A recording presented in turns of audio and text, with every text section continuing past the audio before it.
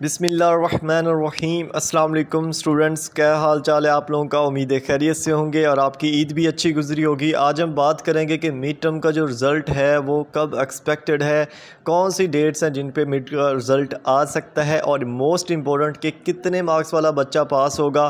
क्या 8 मार्क्स वाला जो है वो पास होता है मिड टर्म में, जैसे कि मोस्टली स्टूडेंट बोलते हैं।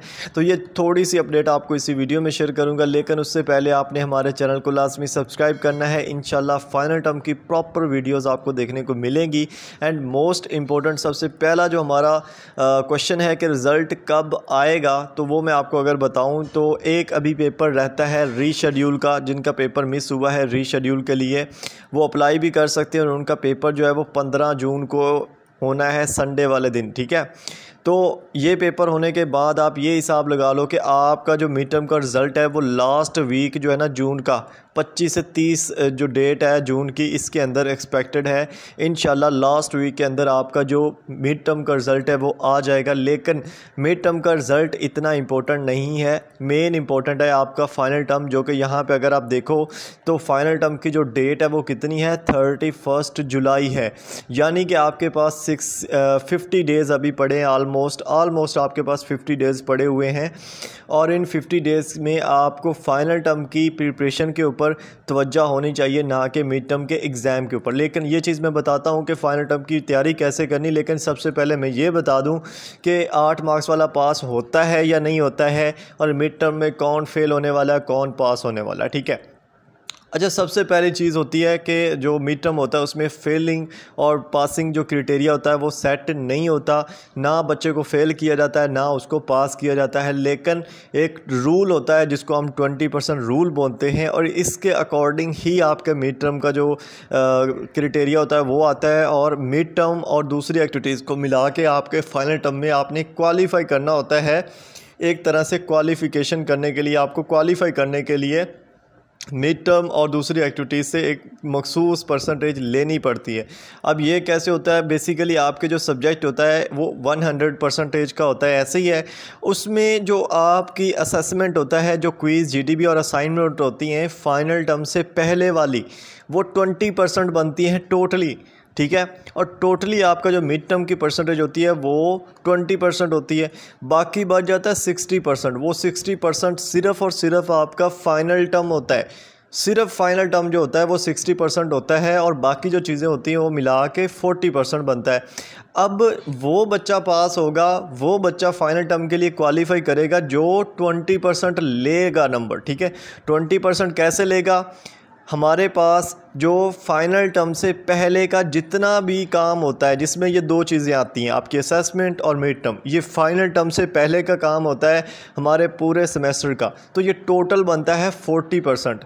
इस 40% में से आपके 20% आना ज़रूरी होते हैं। ठीक है, इसमें से आपके 20% आना ज़रूरी होते हैं। अगर आपके 20% से कम आते हैं तो आपका जो वो सब्जेक्ट होता है वो कभी भी फाइनल टर्म की डेट शीट में शो नहीं होता। ठीक है, फाइनल टर्म की डेट शीट में शो ही नहीं होता, और फिर आप उसका पेपर कैसे देंगे, वो फेल हो जाता है पेपर देने से पहले ही।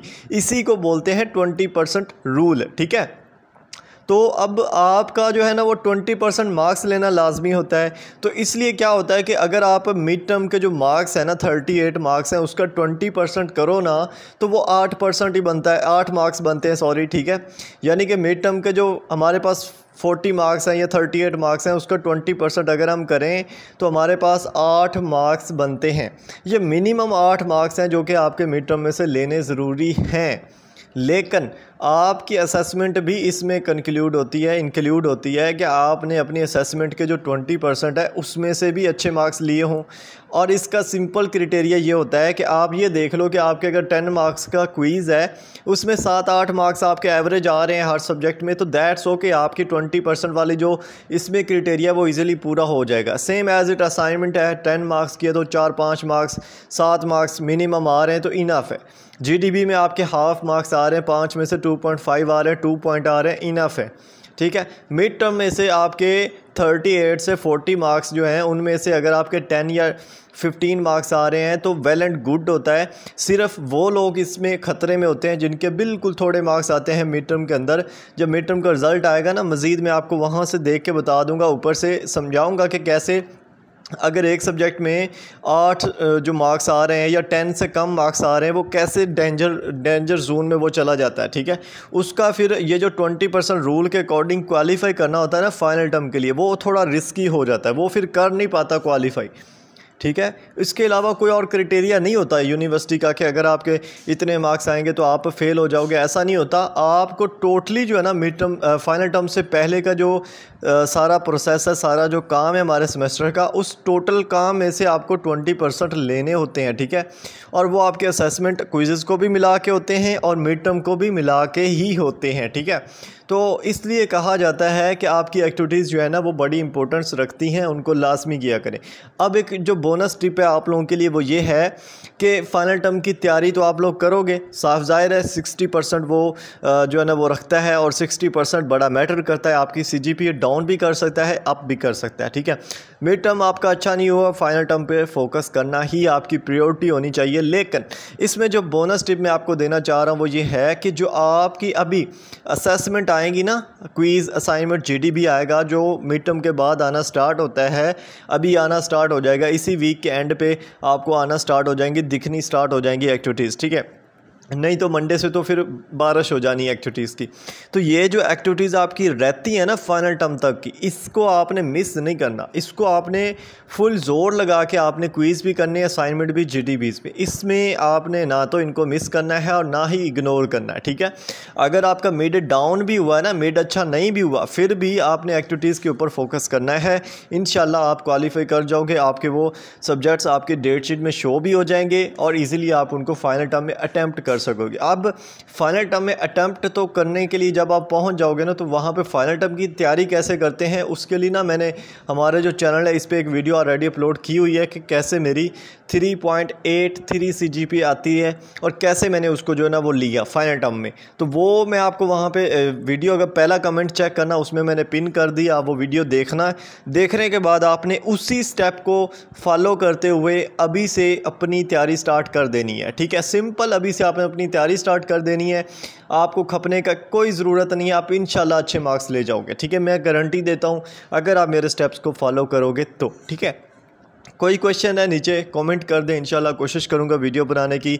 और बहुत सारे ऐसे सब्जेक्ट्स हैं जिनके ऊपर मेरी ऑलरेडी वीडियो बनी हुई है, प्लेलिस्ट में नीचे शेयर कर दूंगा, डिस्क्रिप्शन में कमेंट में भी शेयर कर दूंगा। प्लेलिस्ट है जिसमें आप डिफरेंट सब्जेक्ट्स के फाइनल टर्म की प्रिपरेशन अभी से देख सकते हैं, अभी से उनके ऊपर फोकस कर सकते हैं और इंशाल्लाह आपके अच्छे मार्क्स आ जाएंगे, क्योंकि आपके पास जस्ट 50 डेज़ रह गए हैं जिनमें आपने फाइनल टर्म की तैयारी करनी है।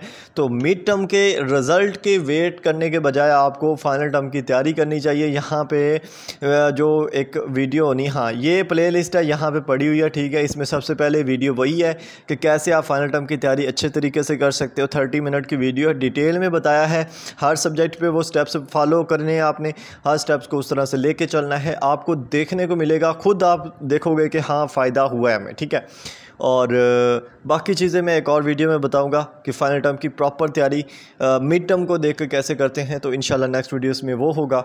और मिलते हैं नेक्स्ट वीडियोस के अंदर। आपने चैनल को सब्सक्राइब नहीं किया तो लाजमी कर देना है। ठीक है, और दुआ में याद रखिएगा। बहुत शुक्रिया। अल्लाह हाफिज़, जज़ाकल्लाह खैर।